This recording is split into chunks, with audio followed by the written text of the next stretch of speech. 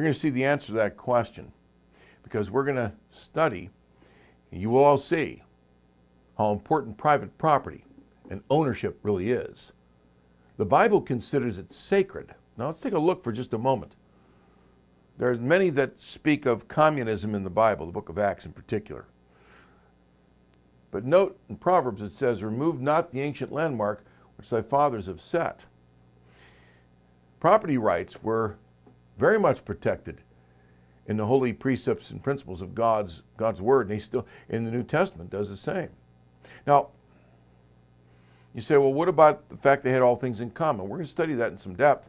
You're going to see that it was a private property system they were dependent upon, but it was not communism. It was built upon, you'll see the chapter in Leviticus they were using. This was an emergency situation because they were under duress, persecution. Kind of like what happens when people give to a fund to help others in distress. That's what was happening. That's still private.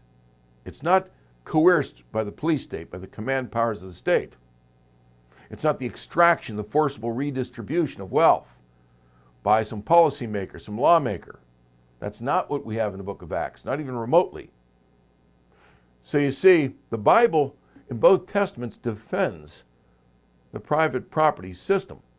Sometimes there are such emergencies that a common fund is set aside to help those in distress, and that's what you have there.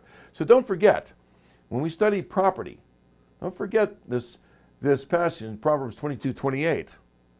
You don't remove the ancient boundaries that your fathers have set. That's a sacred issue before God.